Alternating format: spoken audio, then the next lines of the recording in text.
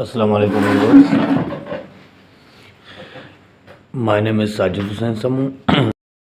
You are watching my YouTube channel Physics with Sajid Hussain. Student, ये जो आज की वीडियो है हमारी वो क्लास 9 क्लास फर्स्ट ईयर सिंटेक्स पंजाब इन सब के लिए है। कॉमन सी वीडियो है जिसमें हम फिज़िक्स और उसकी ब्रांचेस को डिस्कस करेंगे। सबसे पहले हम ये देखते हैं कि फ़िज़िक्स क्या है। स्टूडेंट, फिज़िक्स जो है वो साइंस की एक ब्रांच है जिसमें हम मैटर के बारे में, एनर्जी के बारे में और इनका जो आपस में इंटरेक्शन होता है उनके बारे में हम स्टडी करेंगे। अब मैटर क्या है ये हमने पहले ही पढ़ा हुआ है। अपने जो बेसिक क्लासेस थी उसमें हमने मैटर को स्टडी किया हुआ है। मैटर वो चीज़ होती है जिसमें हम जो भी चीज़ हो वो कुछ स्पेस भी ऑक्यूपाई करती है, इसका मास भी होता है।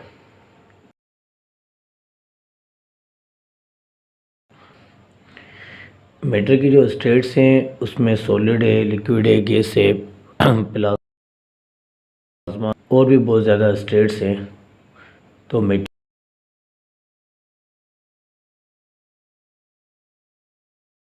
के इसके अलावा अगर हम एनर्जी की बात करते हैं तो एनर्जी की डेफिनेशन बहुत ही सिंपल है। एबिलिटी टू डू वर्क, ठीक है, काम करने की जो सलाहियत होती है उसे ही आप एनर्जी कहेंगे। अब काम करने की जो सलाहियत है, अगर हम एक एग्जांपल ले लें, जिस तरीके से जो है वो कार है, अगर आपने कार में पेट्रोल नहीं डाला तो गाड़ी नहीं चलेगी, मतलब उसके पास एनर्जी मौजूद नहीं है, वो काम करने के काबिल नहीं है। इसके अलावा अगर हम मोबाइल की बात करते हैं कि मोबाइल अगर चार्ज नहीं होता है तो वो काम नहीं कर सकेगा, उसके पास इतनी एबिलिटी नहीं है कि कोई काम कर सके।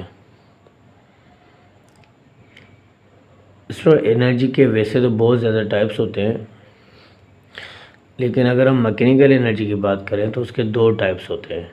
एक काइनेटिक एनर्जी है और दूसरी पोटेंशियल एनर्जी है। अब काइनेटिक और पोटेंशियल एनर्जी में क्या डिफरेंस है? अगर हम एक बात करते हैं काइनेटिक एनर्जी का, अगर हम एक एग्जांपल ले लेते हैं कि आपके पास जो है वो एक पत्थर है, स्टोन, उस पत्थर को आप पकड़ कर और जो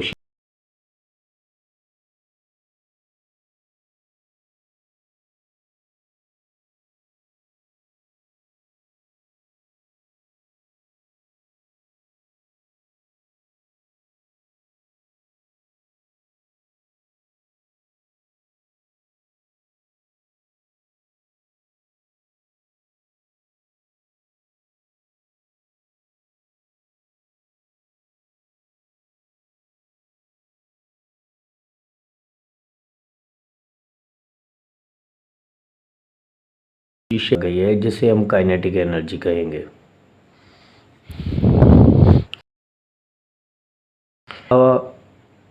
अगर हम बुलेट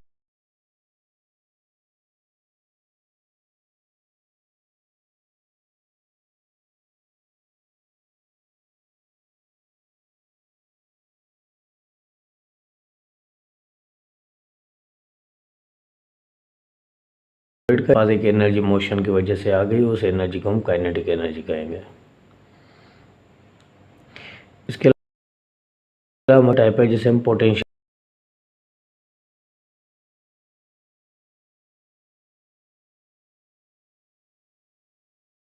एनर्जी।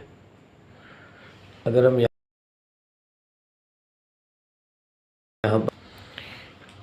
यहाँ पर पोटेंशियल एनर्जी का जो एग्जांपल है वो कौन सा?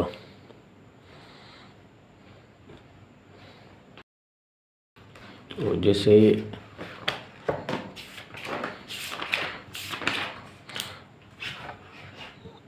हम सपोज कर लेते हैं ग्राउंड है, इस ग्राउंड के सरफेस पर आपने एक बॉल को रख दिया है। अब अगर ये बॉल जो है वो उसी सरफेस के ऊपर पड़ा हुआ है तो इसके पास इतनी एबिलिटी नहीं है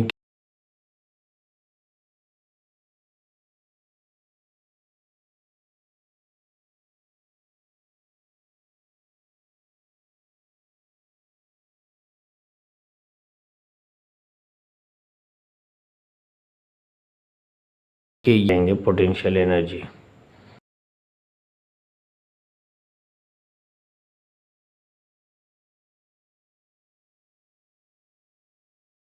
और सपोज एक हम दूसरा इसी चीज़ का एग्जांपल लेते हैं। पास मास स्प्रिंग सिस्टम है। अगर मैं ये देखूं कि ये अपनी इनिशियल स्टेट में है, ठीक है, ये एक डब्बा है, स्प्रिंग में लगा हुआ है। अगर हम ये कहें कि ये अपनी इनिशियल स्टेट में है तो इसके पास जो पोटेंशियल एनर्जी होगी वो ज़ीरो होगी यहाँ पर, जब ये मेन पोजीशन पर होता है।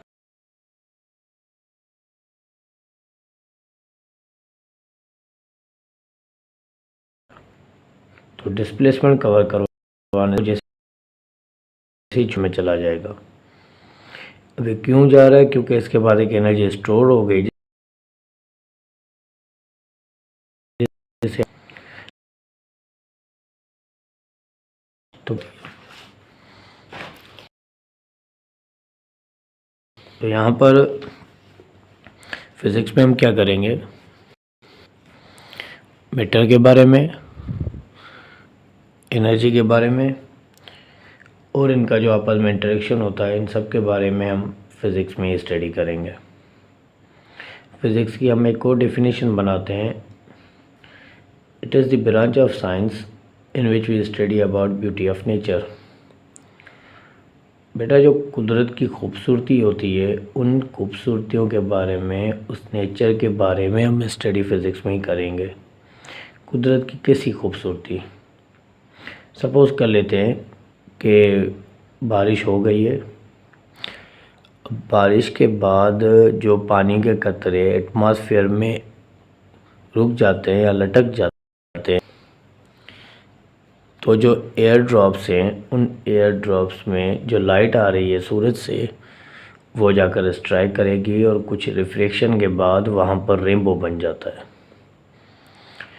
अब ये रेनबो कोई भी इंसान नहीं बनाता, ये नेचुरली होता है। इसके अलावा अगर हम मैग्नेट्स की बात करते हैं तो मैग्नेट एक ऐसा पत्थर है जो लोहे के अलावा कोई ऐसी चीज़ें हैं उनको अपनी तरफ खींच लेता है, अट्रैक्ट कर लेता है। ये भी इसमें नेचुरली जो है वो सब कुछ है। इसके अलावा अगर हम अपने इर्द गिर्द ऐसी चीज़ों को देखते हैं जहाँ से जो वाटर है वो हायर लेवल से लोअर लेवल की तरफ फ्लो करता है। अगर हम बारिश के बाद छतों की बात करें तो पानी जो है वो छत से नीचे की डायरेक्शन में बह रहा होता है। इसके अलावा अगर हम दरिया की बात करें, इसके अलावा हम झील वगैरह जो लेक्स होते हैं उनकी बात करें तो सब में जो है वो पानी हमेशा हायर लेवल से लोअर लेवल की तरफ फ्लो करेगा। ये सारा सिस्टम बाय नेचुरली है, ठीक है, ये नेचर में ही ऐसे है। तो कहने का मकसद ये है कि फिज़िक्स में हम ब्यूटी ऑफ नेचर के बारे में स्टडी करेंगे। इसके अलावा स्टूडेंट फिज़िक्स में जो है वो हमें हमारी जो लाइफ है उसमें हर जगह जुड़ी हुई है। हमारी सांस लेने तक जो है वो फिज़िक्स का ही काम है। अगर हम जो है वो बॉडी की तो वहाँ पर जो लंग्स वगैरह होते हैं, जो हार्ट होती है वो हार्ट जैसे फूल जाती है, एक्सपेंशन हो जाती है उसमें, तो हम कहेंगे कि उसका वॉल्यूम इंक्रीज़ हो गया है। हार्ट है जैसे एक्सपेंड हो जाती है, तो एक्सपेंड होने से उसका वॉल्यूम बढ़ जाता है। अब अगर यहाँ पर वॉल्यूम बढ़ गया है तो जो ब्लड का फ्लो होता है वेन्स में वो जाता है, मतलब प्रेशर वहाँ पर कम हो गया, बढ़ जाती है तो ब्लड का फ्लो का प्रेशर इंक्रीज हो जाता है, मतलब वॉल्यूम जो होता है वो इन्वर्सली प्रोपोर्शनल है प्रेशर पर। अब यहाँ पर भी जो है वो बॉयल से लग रहा है, जिसको हम फिज़िक्स में पढ़ेंगे। तो कहने का मकसद ये कि हर जगह फिज़िक्स जो है वो जुड़ी हुई है हमारे साथ। इसके अलावा मैंने कुछ ब्रांचेस यहाँ पर लिखी हैं।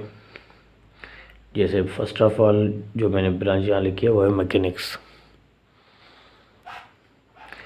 मैकेनिक्स जो है वो फिज़िक्स की वो ब्रांच है जिसमें हम ऑब्जेक्ट्स की मोशन के बारे में स्टडी करेंगे, किस तरीके से ऑब्जेक्ट जो है वो हरकत कर सकता है। अब ऑब्जेक्ट कहने का मकसद मेरा जो है वो कोई भी ऑब्जेक्ट हो सकता है, वो बंदा भी हो सकता है, वो कार भी हो सकती है, वो एरोप्लेन भी हो सकता है, वो बाइक भी हो सकती है। इसे जो भी ऑब्जेक्ट्स हमारे इर्द गिर्द होते हैं इनकी मोशन के बारे में कि कैसे ये चल रहे होते हैं, कैसे डिस्टेंस कवर कर रहे होते हैं, कितनी देर में डिस्टेंस कवर करते हैं, उनकी स्पीड क्या होती है, उनकी वेलोसिटी, एक्सेलरेशन वगैरह क्या होती है, इन सब के बारे में हम मैकेनिक्स में ही पढ़ेंगे। इसके अलावा मैकेनिक्स में हम ये भी पढ़ेंगे कि ऑब्जेक्ट जो है वो हरकत क्यों कर रहा है। अगर वो रेस्ट में था तो हमने ऑब्जेक्ट को ऐसा क्या किया कि उसने मोशन करना स्टार्ट कर दिया। मैं यहाँ पर फोर्स की बात कर रहा हूँ कि अगर आप किसी भी ऑब्जेक्ट को जो कि रेस्ट में पड़ा हुआ है उसको जब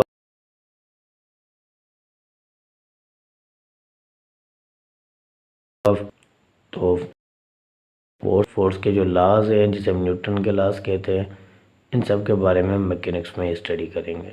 इसीलिए हमने इसको सिंपल लिखा है, mechanics is the branch of physics that deals with the study of motion, forces and energy. Student इसके अलावा हम दूसरी ब्रांच पर आ जाते हैं, थर्मोडायनामिक्स। थर्मोडायनामिक्स में हम क्या करते हैं, हीट के बारे में, टेम्परेचर के बारे में और जो एनर्जी का ट्रांसफेरेंस होता है from one body to another body, उन सब के बारे में हम थर्मोडायनामिक्स में पढ़ेंगे। इसमें हमें पता था कि जो एंशिएंट दौर था, जो पुराना दौर था, उसमें जो रेल वगैरह चलती थी या जो इंजन वगैरह चलती थी तो उसको कोयले पर कोयले पर जो है वो उसको रन किया जाता था। जैसे अगर हम रेल की बात करते हैं तो रेल में भी कोयले को जलाकर वहाँ से जो हीट एनर्जी प्रोड्यूस होती है उस हीट एनर्जी को यूज़ करके रेल वगैरह चलाई जाती थी। इसके अलावा ऐसे जो है वो बेशुमार चीज़ें हैं जहाँ पर हीट एनर्जी की लाजमी ज़रूरत है। ठीक है, तो हीट के बारे में, टेम्परेचर के बारे में और इनका जो आपस में इंटरेक्शन होता है, इन सब के बारे में हम थर्मोडायनामिक्स में पढ़ेंगे। इसमें नंबर 3 पर आ जाता है इलेक्ट्रिसिटी। अब हमें मालूम है चार्जेस के 2 टाइप्स होते हैं। कितने? 2, एक पॉजिटिव चार्ज और दूसरी जो है वो नेगेटिव चार्ज होती है। There are 2 types of charges.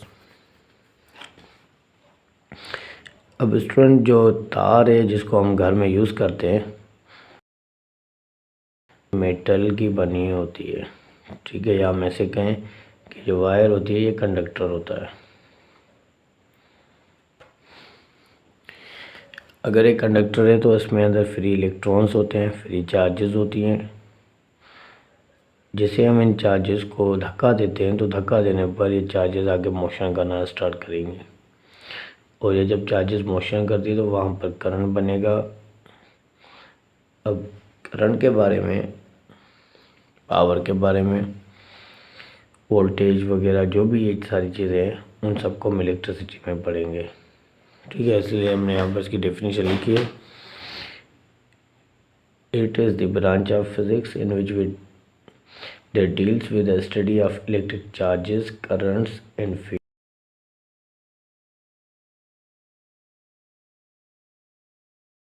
Electricity में तो कितने वोल्ट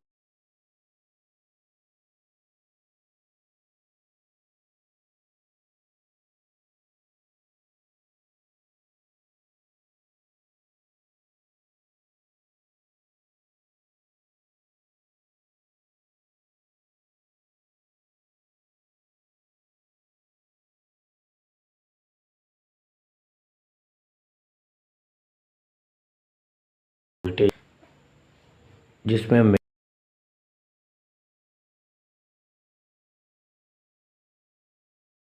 मैग्नेटिक प्रॉपर्टीज कौन कौन सी हैं। अगर क्या होगा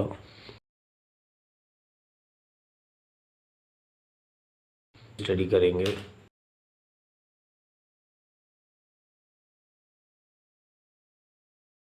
वो हमें मालूम है कि मैग्नेट के दो पोल्स होते, साउथ पोल।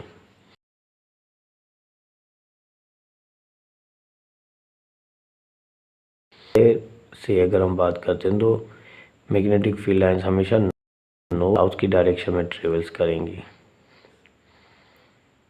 ठीक है, यहाँ पर भी नॉर्थ से साउथ की डायरेक्शन में ट्रेवल करें। अब ये मैं आपको मैग्नेटिक फील्ड्स के बारे में बता रहा हूँ।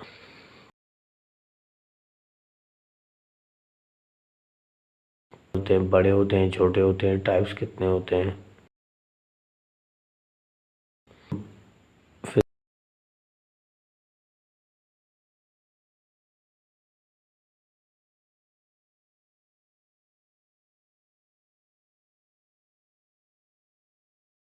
देखिए जो मटेरियल्स हैं उनकी जो मैग्नेटिक प्रॉपर्टीज है,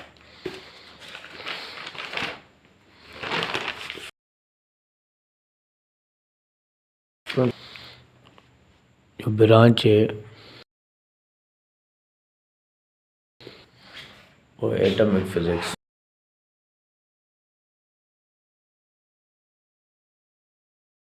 बोले उसमें 118 एलिमेंट्स हैं। ये सारे के सारे जो एलिमेंट्स हैं, चाहे हाइड्रोजन है, चाहे ऑक्सीजन है, चाहे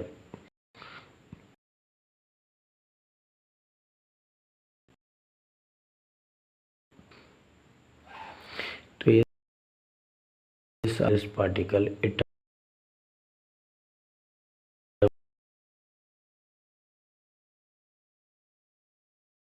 अब एटम का मास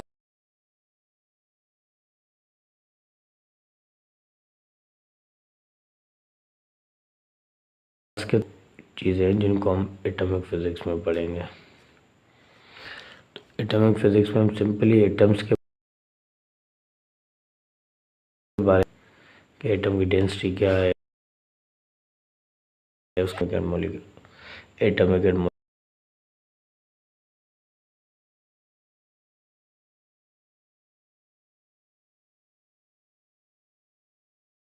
ऑप्टिक्स में हम क्या करते हैं, लाइट के बारे में स्टडी करते हैं कि लाइट की नेचर कौन सी है। क्या लाइट वेव नेचर है, क्या लाइट पार्टिकल नेचर है, कौन सी लाइट की नेचर है। जैसे सपोज कर लेते हैं कि ये सूरज है, इस सूरज से ये रेडिएशंस निकल रहे हैं।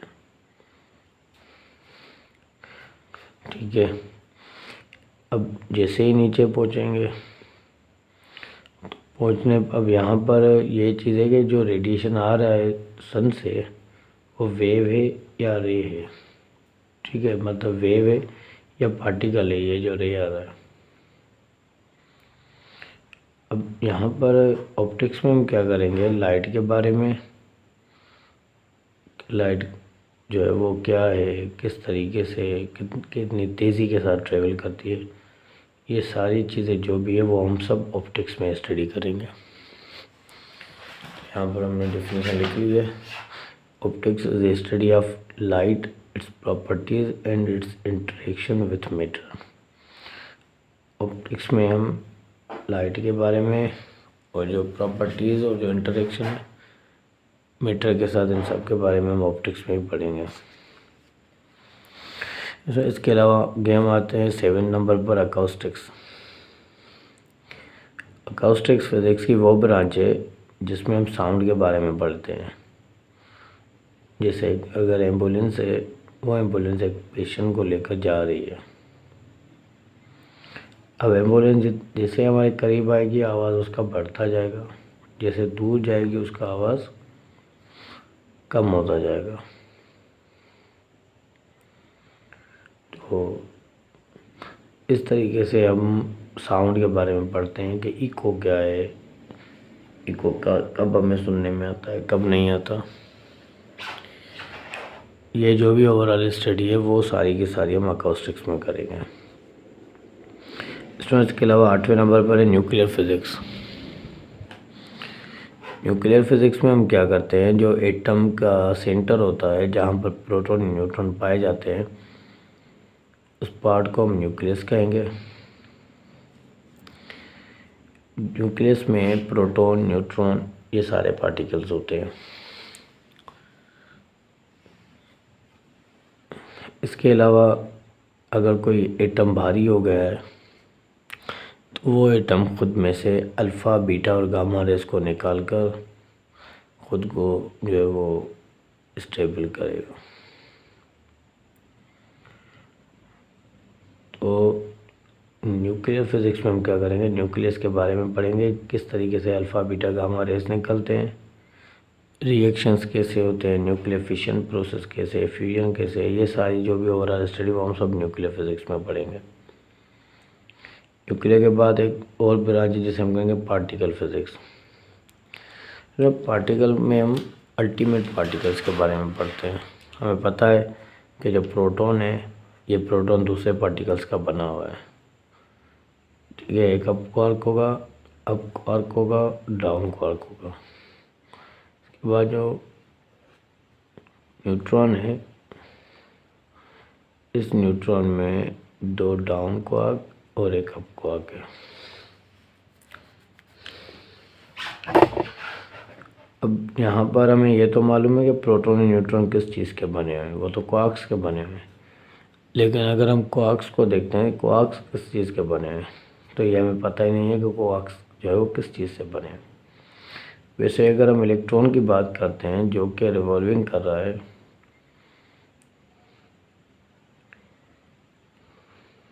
ठीक है, इलेक्ट्रॉन रिवॉल्विंग कर रहा है, लेकिन इलेक्ट्रॉन जो है वो कौन से छोटे पार्टिकल्स का बना हुआ है हमें पता नहीं है। इसलिए इलेक्ट्रॉन को हम कहेंगे कि electron is an ultimate particle, ठीक है। कौन सा पार्टिकल, अल्टीमेट पार्टिकल। अल्टीमेट मतलब फंडामेंटल पार्टिकल। तो जैसे इलेक्ट्रॉन है, क्वार्क है, ये फंडामेंटल पार्टिकल्स होते हैं। इनके बारे में हम स्टडी पार्टिकल फिज़िक्स में करेंगे। ये में लिखा हुआ है इसको, particle physics studies the behaviour and interaction of fundamental particle.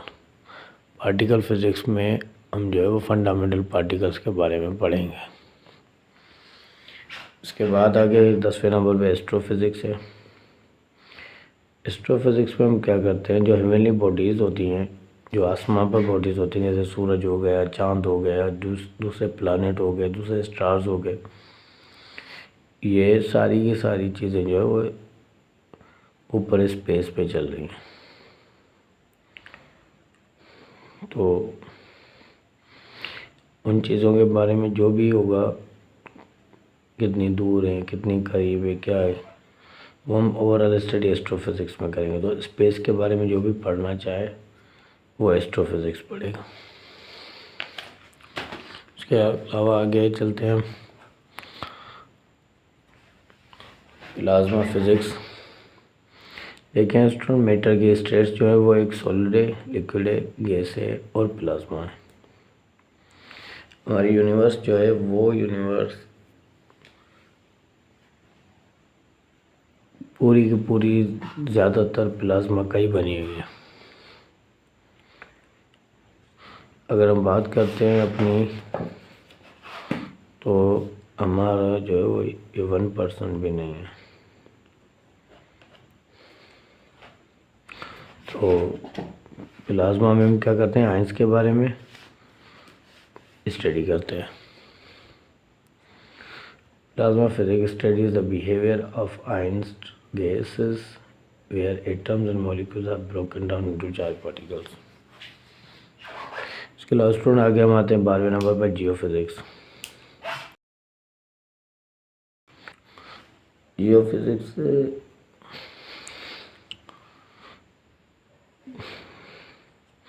Geophysics में हम ज़मीन के बारे में पढ़ेंगे कि ज़मीन का इंफ्रास्ट्रक्चर कैसा है, बड़ी है, नहीं है, कैसे बैठे हैं।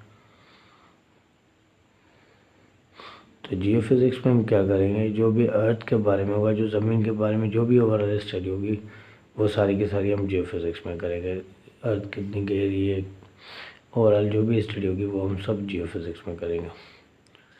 तो स्टूडेंट आज तक के लिए ये काफ़ी है। इंशाल्लाह कल हम आगे जो है कंटिन्यू करेंगे, और आप जो है वो याद करना फिज़िक्स, उसकी ब्रांचेस वगैरह आप याद करना। ठीक है बेटा, अल्लाह हाफ़िज़।